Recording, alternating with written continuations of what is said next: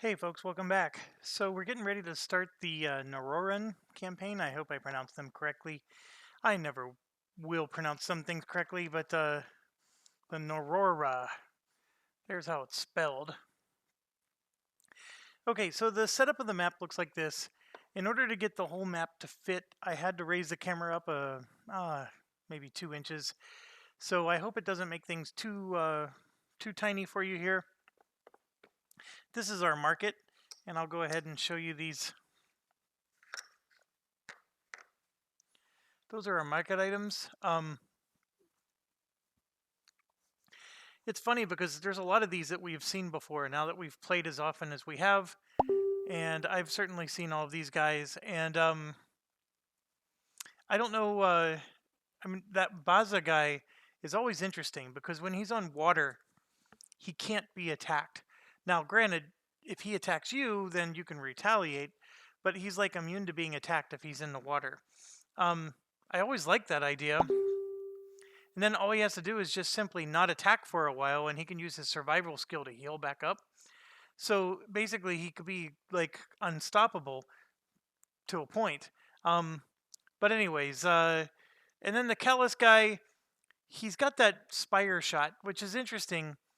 But I think the most interesting about him is he starts off with 2 damage. I mean, if you remember, we had a hero with, gosh, I think it was the heirs. Maybe not the heirs. No, it was the Brahmin. This girl right here. She had Spire Shot as well. She had longer range, but she only did 1 damage, and she couldn't be upgraded anymore. Now, granted, on her weaker side, she could, but once she got upgraded to this side with the Spire Shot, she only ever did 1 damage. So she wasn't quite as good as you would think. So he is slightly better than her, but at a price. Okay, so that's the market, and we'll consider that. So let's talk scenario. With the scenario, you can see here that we have towers. I know the glare is really bad here. Maybe you can see a little bit better, but this is a muskeg. It's a grove tender tower. Every tower you see in the game is grove tender. And what on earth did I do here? Hold on. That's a muskeg.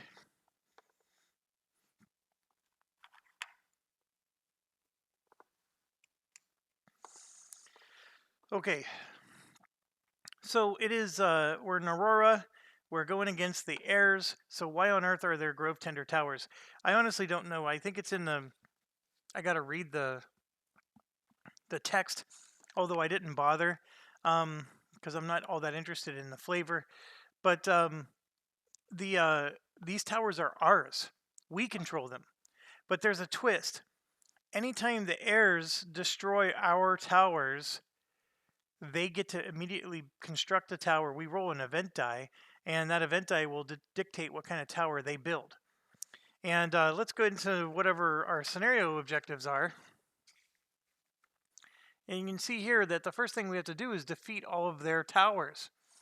Well, right now they have none, and so we've accomplished that objective. But of course, the moment they defeat one of ours, they're going to construct one, and then the game is on, right? So obviously, maybe an early victory would be nice. The other thing is we have to observe a source Sabbath by not spending any source for 1 full wave. And that's going to give us some kind of benefit in the next scenario. And then lastly, we have to defeat their fortress gate. Now, when you get into the rules, here's where it explains that the Grove Tender Spires are ours. But they're not considered our spires. So we control them, but they're not ours. The Air Fortress Gate cannot take damage while any of their spires are in play. Naroran units attacking the Fortress Gate while the spires are in play are immediately defeated. So that sucks. The air minions deploy from their leading spire. So they don't deploy from the fortress.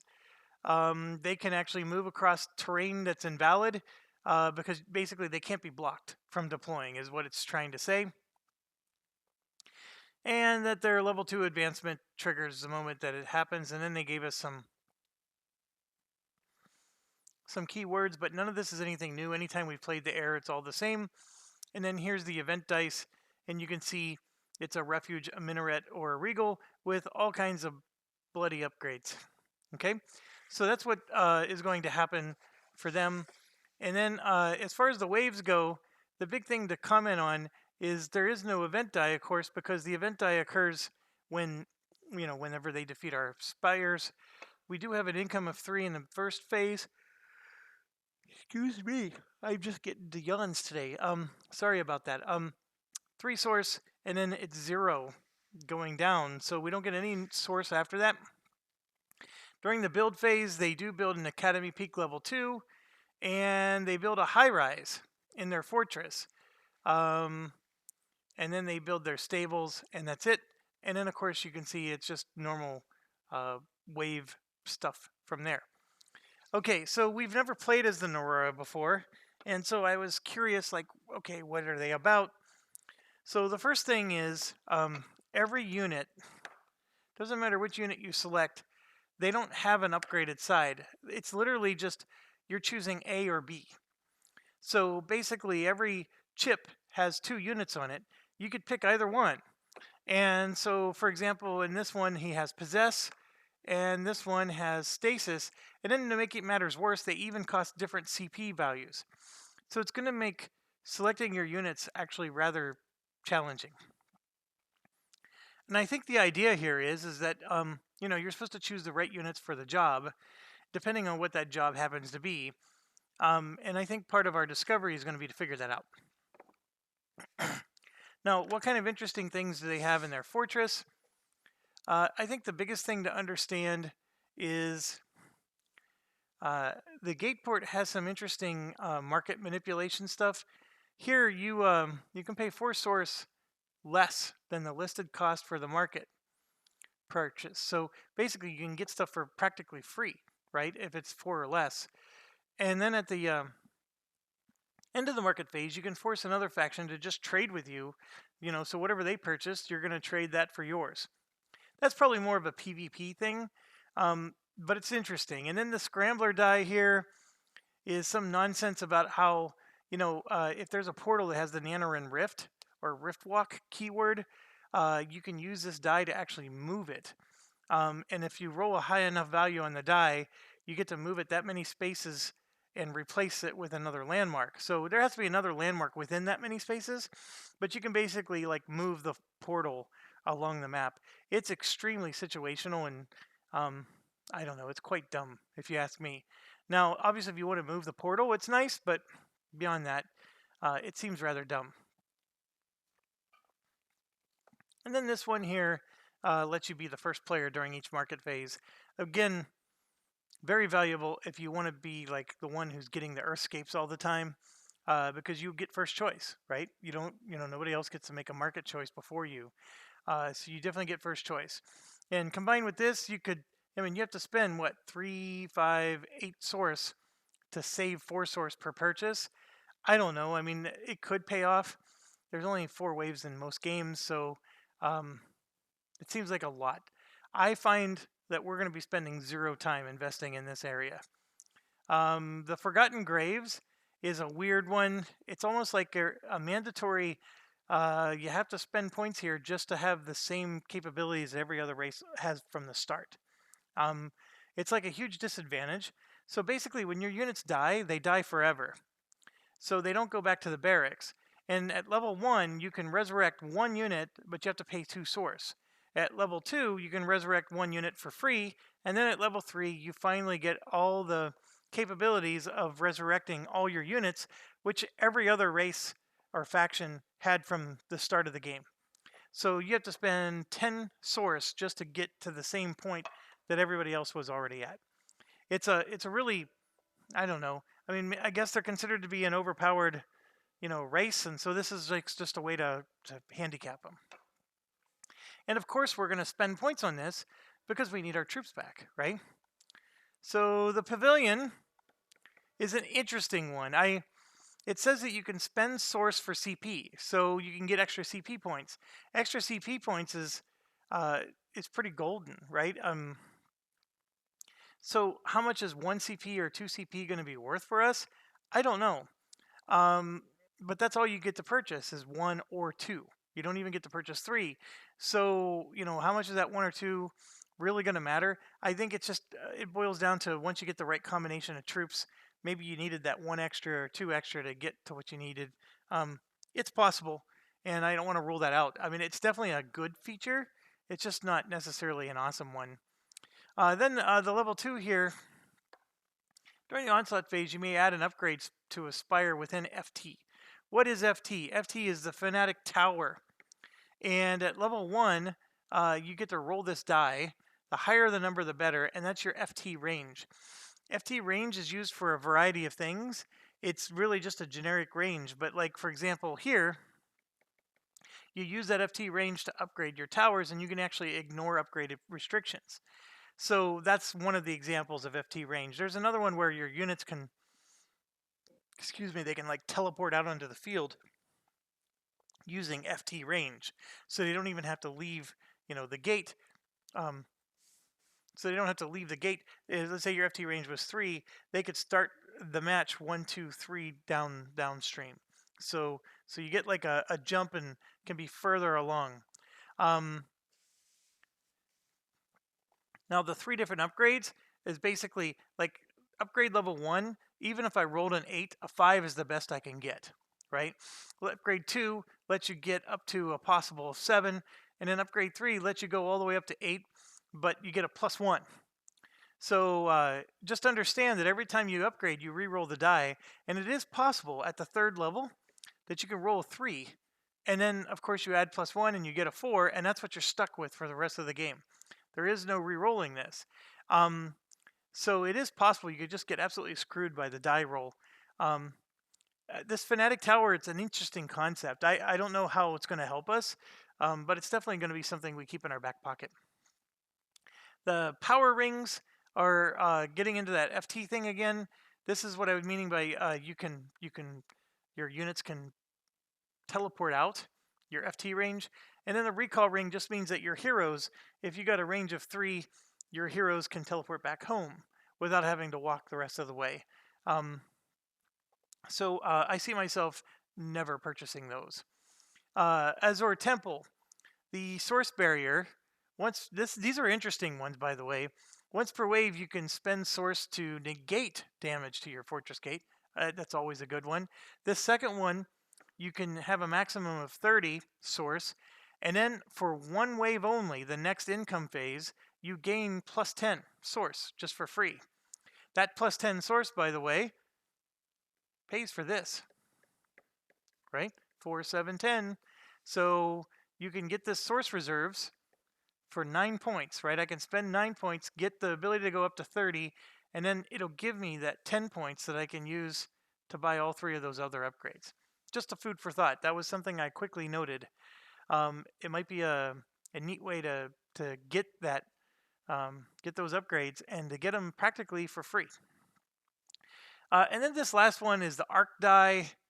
During the build phase, you may spend 4 source to get the die. It's a one-time roll thing, and then you have to spend 4 source again to get the die back another time. All right, so it's like a one-shot deal. You spend 4 source to get the die back again, and the idea is that again it's using the FT range, but you can actually damage opposing units or your own even.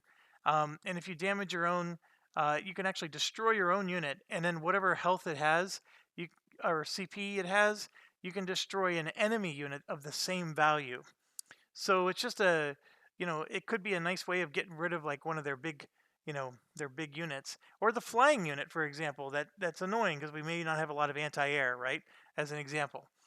And then here you can see it deals 2 damage to every unit adjacent to one of your spires. That it could include your own, so be careful there.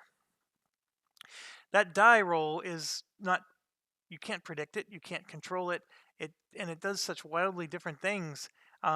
You may want the middle result, or you may not want the middle result, and you get it anyways. It's one of those. I'm not real impressed with it, to be quite honest. In fact, I don't particularly care for this faction. I've said that before, and I'm still feeling that way. Maybe the units will redeem themselves, but this faction just seems like very unexciting. But the units do have a lot of variety. That much I give it credit for, and we'll see. Let's just see how it goes. All right, so I know I just spent 15 minutes. Heck, I've rambled longer than that before. So let's go ahead and get started. Wave 1, we get 3 source. 1 wave, everybody knows the rules. Okay, so I can spend that source, and what I'm going to do is on wave 1, I'm going to immediately do the source Sabbath. So we're going to accomplish objective 2 right now. So don't spend any source for 1 full wave, and that's exactly what I'm going to do. I'm not going to spend any source this wave, and then we'll get that accomplished right away, and then we'll spend our source later. So we have 3 source, and I'm assuming it means I can't spend it even during the onslaught phase and stuff, so I got to be careful there. But I think with the first wave, I can handle it, especially with me having all these towers or spires in place that I control. There should be no problem. Okay, so what do they get? We're going up against the heirs, so I'm going to do some switcheroos here to get the air units closer to me so I can grab them easier. And it says, oh, they are coming at us. They're coming at us hard. Royal Talon. Joust. Holy cow, these are all ungrouped. And then there's 2 upgraded Harriers grouped.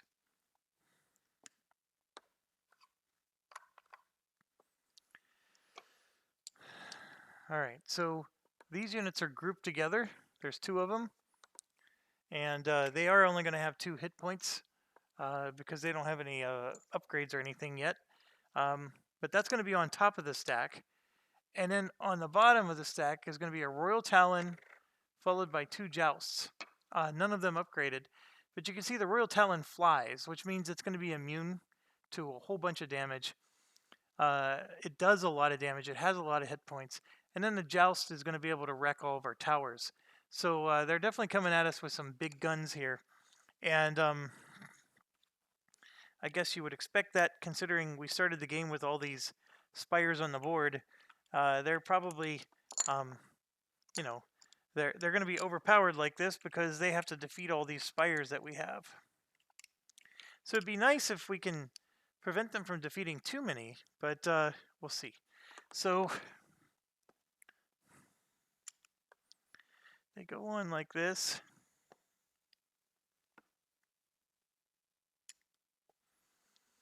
So that's their stack. Now, as for us, we get 5 CP.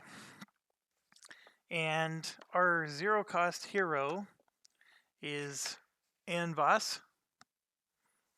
And he has this matter distortion ability and 2 upgrade pips. If I flip him over, he flies with only 1 upgrade pip. So not super exciting. But here with the 2 upgrade pips, and he only has forest here before he starts flying. But let's check him out. What does matter distortion do? Before or after his movement, you may acquire the top Earthscape from the market and place it so that it covers part of the aisle this unit occupies. Ignoring influence restrictions, but following all other Earthscaping rules.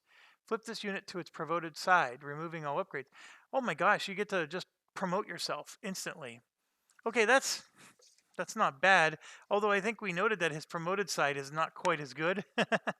But still, he can do it and get promoted, and he's free. I'll take him for $3. Actually, for 0. It's 3 health. All right, so I'm going to put him on the bottom, and this is the market item that he's talking about that I get to just take that and put it on. What's interesting is I could theoretically, start to cut across like that. Now, granted, this pathway doesn't connect all the way through, but it's pretty darn close, right? So the other thing I can try to do, if I move this out of the way, is I could actually get crazy and start to try to, just move straight over so there's like a really short path between the two.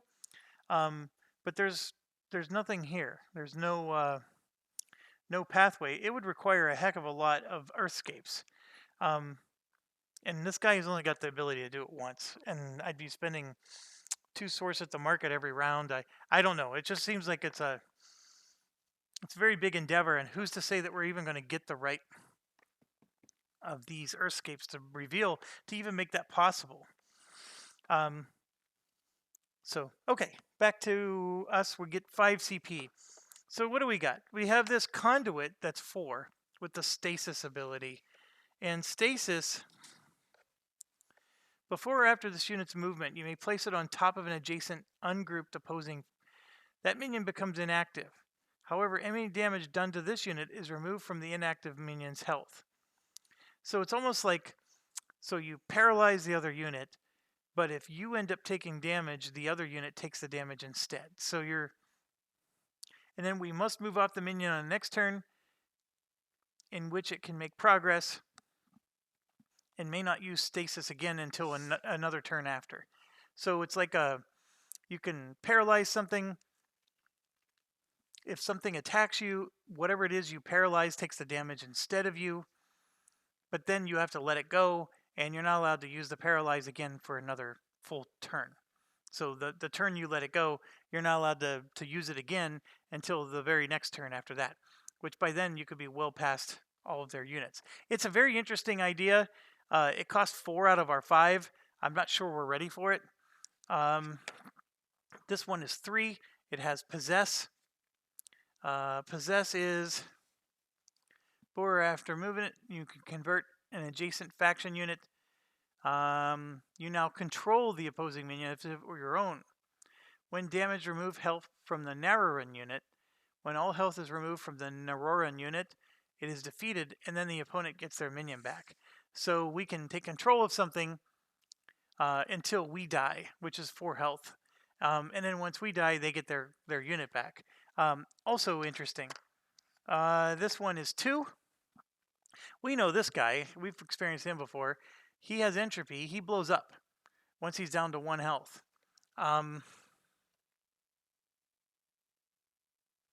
Yeah, he has to be exactly 1 health. He'll defeat himself and do 2 damage to everything that's not your unit. So Naroran units are immune to his blow up. And then that one's also 2. This is the incorporeal one, where he has to be adjacent to something or they can't attack it, and then he can go through enemy units and steal a source from them. So both of those are actually quite decent. And then we have this Arcbright, which costs 3. He has 3 range, so it's a nice range attack. Only does 1 damage though. And then we have Arc Light, also costs 3. It does a bit more damage and has Source Field, which the AI always ignored. So let's see. When this unit is attacked, you may spend source equal to the amount of damage dealt in order to negate all damage, and then you still retaliate. So it's a great, if you have a lot of source, you can spend it to basically make the thing immune to the damage it received, and then you can retaliate with it, which keeps it alive a little bit longer. It's a great one, but we're not spending source this round, so I'm not real interested. And then for 5, we could just straight up go Bishop. It has 3 range, just like the other one did, but it does 2 damage, which the other one, the Arcbright, costs 3.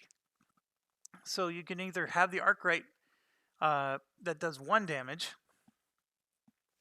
and you can pair up maybe like a Burnout or something with it, right, for 5, or you could just have this guy who does 2 damage and for the same price.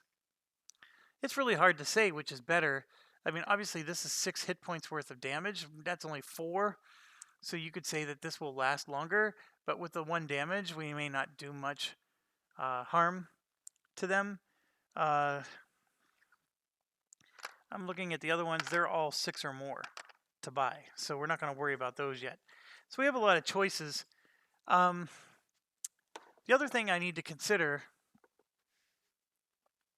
is that on the map here, we have spires that are working for us, and their units are very powerful, but I'm imagining it's because our spires are going to be doing damage to their units, and they're of course going to be destroying our spires.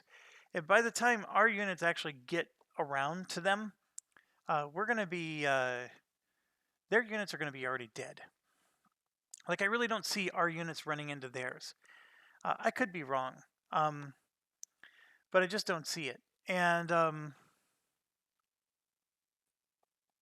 I guess what I'm getting at is I'm going to go ahead and just get this guy.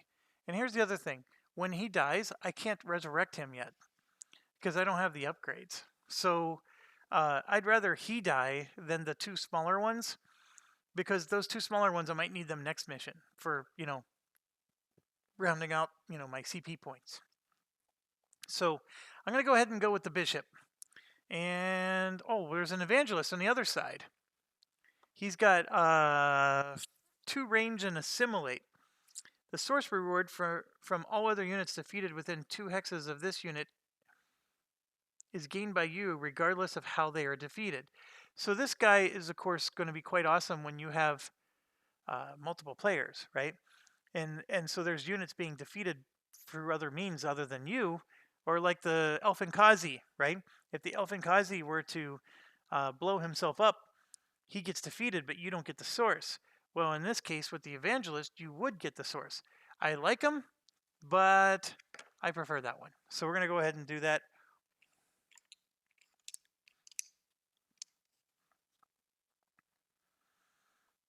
And stick them like so. All right, so we're getting ready to start here. There's one final thing we got to look up. Our Grove Tender Spires, we have this creeping vine, which is cover and creep. At the start of each of your turns during the onslaught phase, this spire may move into an adjacent non-path hex. So that's what creep does. And then you're going to see there's one with wallop that instead of attacking, it just deals 1 damage to an adjacent unit. Then it places it 3 hexes away on any valid hex. The unit may be fired upon by new spires it is now in the range of. Once this talent is used, it becomes a retall spire, and it no longer is the wallop one. And that would be these musk eggs. So the problem with the retall, oh no, they're air defense, never mind. Yeah, so he loses the wallop and then just becomes a retall spire, which gives the opposing player less source, but the AI doesn't get any source, so it's a situational thing. But these creeping vines are something that, we can move these towers, and which this is a creeping vine right here, and then there's another one right here. So okay, so let's move on and actually get started here.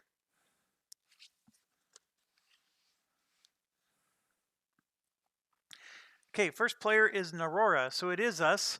So I can move the creeping vines, and I will. I'm going to move this guy to here because I think sitting here gives him better access to damaging them than sitting here does, because there's only one place where they'll be adjacent.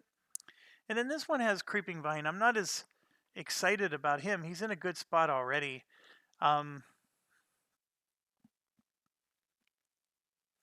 I mean, I could move him backwards a little to make him more in line with this particular tower so they can maybe work off each other.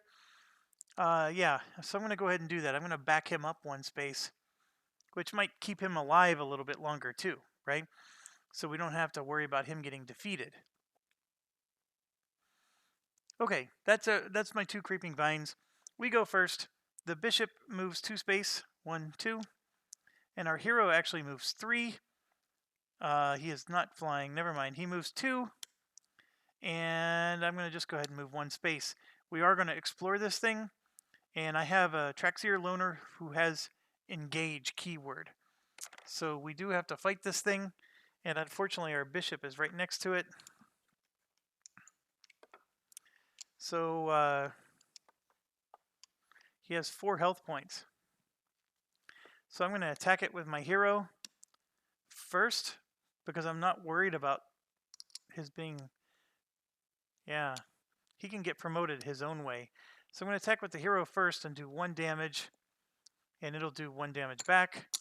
And unfortunately, the bishop is the bigger concern, because he's engaged, I have to do 2 damage, which doesn't kill it, and so now it's going to do 1 damage to the bishop. That part hurts. So, yeah, not happy about that.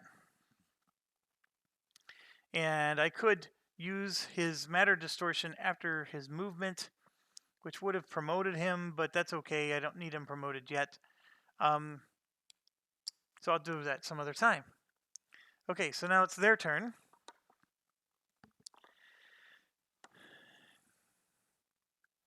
This guy's going to move 1, 2, 3, 4. This one moves 1, 2. And the next one moves 2 and 2. Okay, so that's our situation. This is a flying unit right here. And so this tower has no ability to hit the flying unit. This one does, though, and it rolls 2 dice. This one has quick strike, and it does 2 damage. So unfortunately, our fortification's gone, so it does take damage. And then our tower now gets to attack after the quick strike.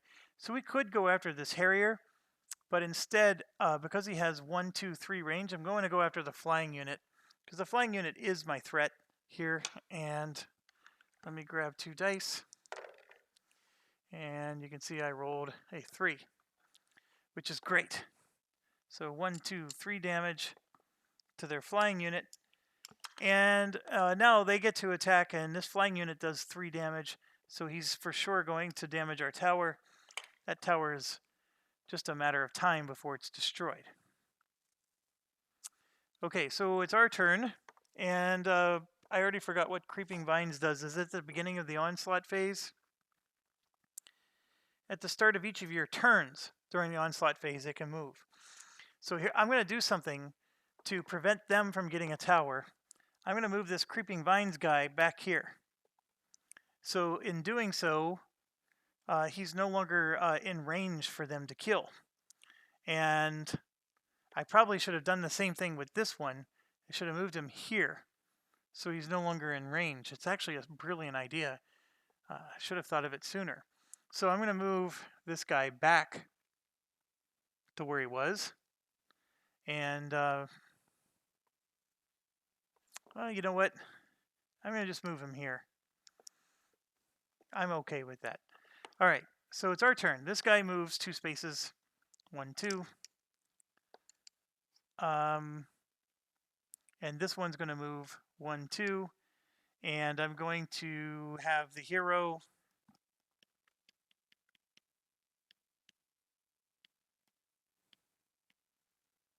should I have him upgrade? I really should. So matter distortion says that I have to put it on. It has to cover part of the aisle that this unit occupies, which is this one.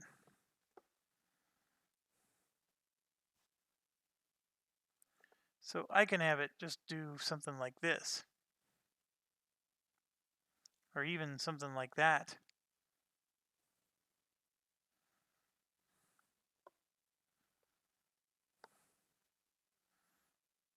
I'll do this.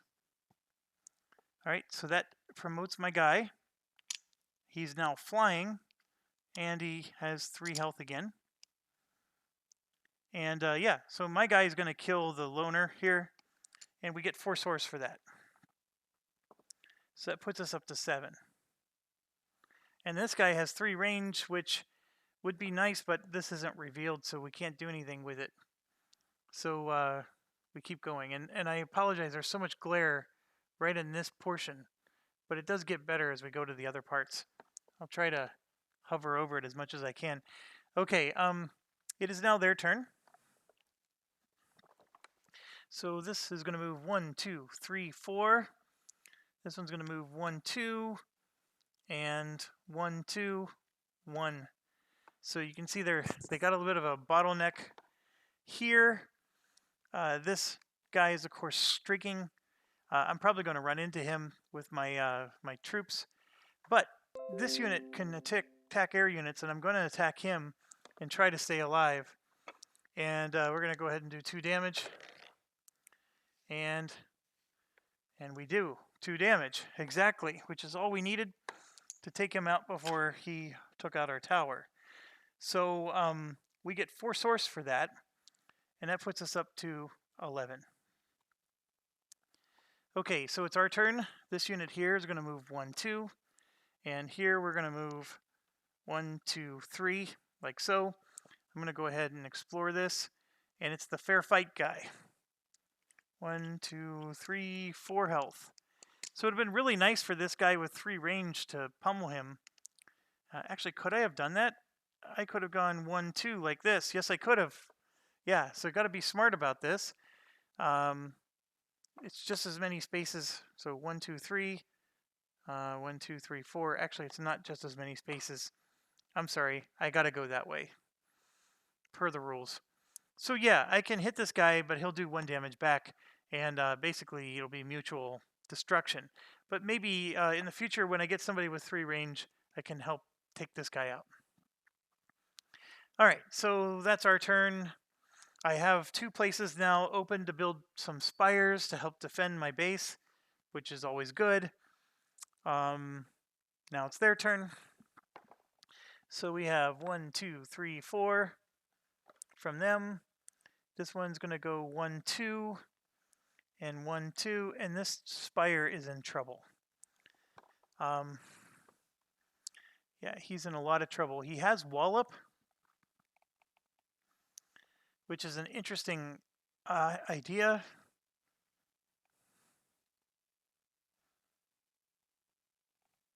But they're going to quick strike first. So both of them are going to quick strike him and basically neuter his range. So he's no longer as powerful as he used to be. And so now he can attack back, or he can wallop. And he's just going to attack back. So I'm going to do roll 2 dice against the one here in the rear. And I did 2 damage. Not enough to kill him. And this tower is going to get reduced again before this is all over. Those jousts are definitely doing a number. Next wave, they're going to have that destroyed, and they're going to have their first tower. Okay, so we come over to here, though. This guy has just 1 range, so he can't quite hit the Harrier. And so that's unfortunate. The Harrier is going to do some damage to our spires. And but it is our turn, so I'm going to go 1, 2. And this guy is going to go 1, 2, 3. We do have a 3 range attack, 1, 2, 3, which does 2 damage. And we are going to kill one of the Harriers. And that gives us 1 source. So we're up to 12. So now it's their turn. And they're going to go 1, 2, 3, and stop. This one's going to go 1, 2, 1, 2. This has quick strike, so that's what I mean by we're going to take some damage. So we lost another attack. This one also has quick strike, and I guess we can choose which one. I'm going to choose to hit this one. And then now we get to pummel him with 4 dice. He's as good as toast after just the first roll. So that Harrier with the quick strike gives us 1 source. We're up to 13. So now it's our turn. 1, 2, 1, 2, 3. And then 1, 2, 1, 2. Next thing we go 1, 2, 1, 2, 3. This thing has 3 range, so we're going to do 2 damage to that joust. This guy now goes 1, 2. He's going to quick strike. Oh, hold on. I needed to think through my turn here. I wanted to stop there instead, and you're going to see why right now. 1, 2.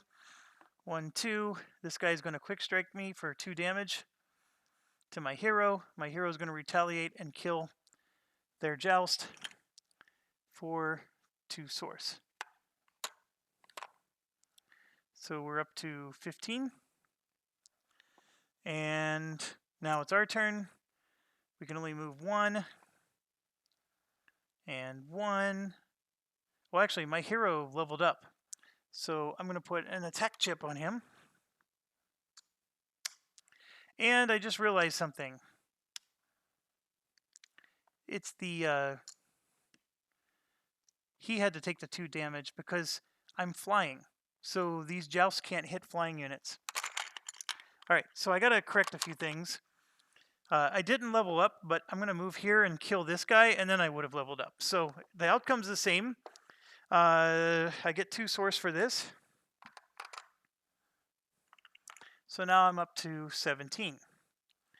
Okay, so this guy's going to go 1, 2, and I'm going to move 1 and reveal this. So it's a source peddler with 5 health. And my bishop is going to do 2 damage to it from far away, which was by design. I can hit him, but I won't be able to kill him. So I'm just going to do nothing with my hero. Alright, so now it's our turn again. 1, 2. And I'm going to go 1, 2, 3. Reveal this one. And I got a wounded priest. I can get a relic if I'm willing to kill him, but he's recruitable, and I'm going to recruit him. So 1, 2, 3, 4, and he's going to go right there. So now it's our turn. 1, 2, 1, 2, 3, 1, 2. I am not going to reveal this with the bishop. So my turn again. 1, 2, 1, 2, 3, 1, 2. And the bishop now has 3 range, and he's going to attack their fortress and do 2 damage, which puts it down to 8 health. Yep, 8 health. And then the fortress, of course, has unlimited retaliation range, so our bishop is dead, and it goes into these forgotten graves right here. So he needs to be resurrected. All right, so it's our turn again. I'm going to go 1, 2, 3, and 1, 2, and I'm going to reveal this, and it's that relentless goat. So it would have been really nice to hit him from range, but I can't. I mean, he could flat out kill my hero, so I just need a range unit to hit him, and then I can take him out. But I can also have my hero kamikaze into here and start doing 2 damage and attack. I'm actually considering it. Hell yes, that's exactly what I'm going to do. So it's our turn again. 1, 2, 3, and 1, 2. I'm going to attack here with my hero. I have 2 damage on my attack, so he goes down to 6, and he's going to do 1 damage back. My turn again. I'm going to move here and go 1, 2. I'm going to attack again with my hero.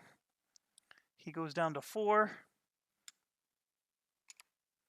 My turn again. 1, 2. I'm going to attack him again, make him go down to 2. My hero dies. That's okay. He did his job. And now this minion's going to go here, and he does 2 damage attack. Boom.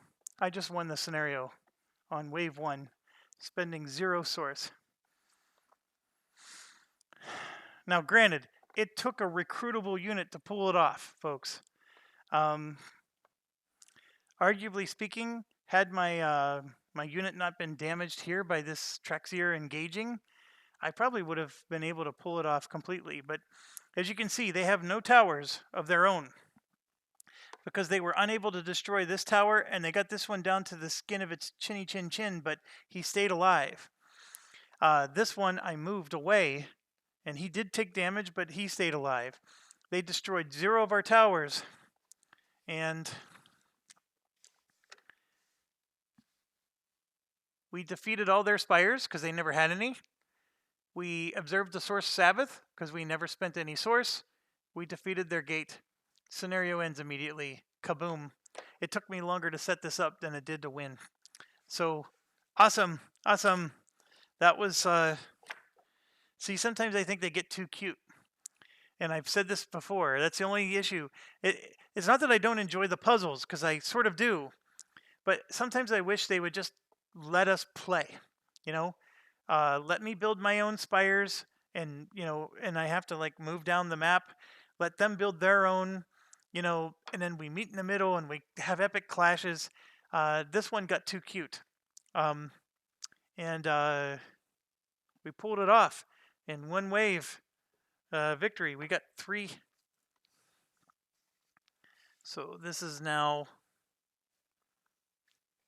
what is this? The Naroran. So the Naroran number 1, we just got 3 points. And we can look up what I can spend that on. I'm not too worried. Let's see what we can find here.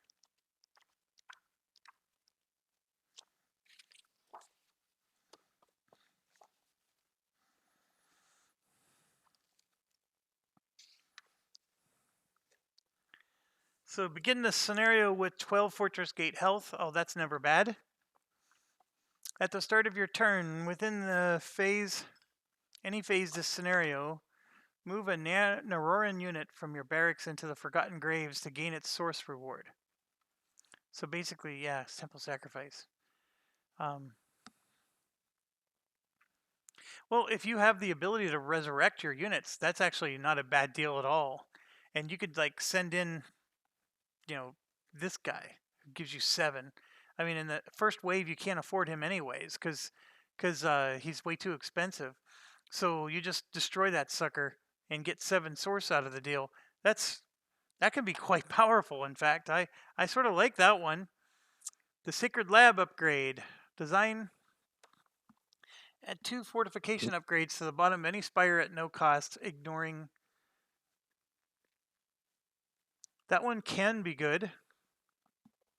It's really only worth 4 source, but it does let you ignore upgrade restrictions, which is nice. For this scenario, each refractor or monolith spire in play increases your FT range by 1. Once per wave at the start of your turn, during the onslaught phase, this scenario deal 2 damage to any 1 unit. During the prep phase of wave 2 or later, select a hero to deploy at no CP cost. This hero is deployed with 1 health. I like that one. Euphoria is great because this guy, that guy costs 3. He's not too bad, but this one here costs 8. And yeah, I have to destroy this. I deploy him with 1 health, but then I just move him in the fortress to heal. So it said wave 2 or later. So I deploy him in wave 2, move him into the fortress to heal, and then by wave 3, he's got full health. And he's got this call minion ability. He's actually quite good. That's a really good one. I don't know what call minion does, but I really like this 4-pointer. And so what I'm going to do is I'm going to buy Temple Sacrifice with just 1 point for now, and then save up the other points for. So we're going to spend 1 with 2 left over, and I'm going to get Temple Sacrifice. All right, so we got 2 points left, and I'm going to save them up to build the level 4. And while we're on the topic, once per wave, before or after this unit's movement, you may spend 2 source to teleport an ungrouped friendly minion to a hex adjacent to this unit. So that's not that fantastic. It just basically, you can call a minion to be next to you. And if we were in a scenario like this and my hero was all the way out here, I can make a minion, from the start base, just go boom, right up there and just attack the fortress gate. That part could be good. But anyways, scenario 1, after 1 wave. So I got to now set up for the next one. Thanksgiving is just a few days away. I want to wish everybody a happy Thanksgiving. I know not all of you are Americans, so it's not a holiday that maybe you celebrate. Um, I mean, in a basic nutshell, Thanksgiving is just, it's a time to be thankful. And, you know, I know there's a lot of varying degrees of history revisionist going on, but the basic gist is that both the Indians and the Europeans were starving, and they were able to make a feast between the two of them working together. And I just personally want to say that I think that that still holds true today, that rather than attacking each other, it's only when we work together that we actually accomplish great things. And I know it's easier said than done, and it sometimes requires putting aside your your emotions or assumptions about other people. And Thanksgiving is all those things. And my family will not be around for a while. We're actually going to be busy during Thanksgiving, but we are. Um, so I'm going to be gone for a few days, I guess. And it's not that I'm not here; it's just I'm not able to record. I'm going to be quite busy. So for a few days, the recording sessions are going to be over, but that's okay. I'm going to try to get as much as I can in today, and then yeah, it'll be a few days break, and then hopefully I'll be back. I got a request to do Dungeon Lords, which is an old game, but I love that game. It's been so long I don't remember the rules. I mean, I got the gist. I remember the gist. I've played it at least a dozen times, but yeah, your memory eventually loses track of all the details. All I can say is I remember that game is very punishing, and your first few times you play it, you're just going to lose, and you have to accept it um, until you get the hang of it. But Dungeon Lords is a very fun game. I actually backed the anniversary edition, so I get the anniversary edition tokens. And my only gripe with that particular Kickstarter is they promised that we would get a Dungeon Lords app, and it has been easily 5 or 6 years since that Kickstarter, and we have yet to see the app.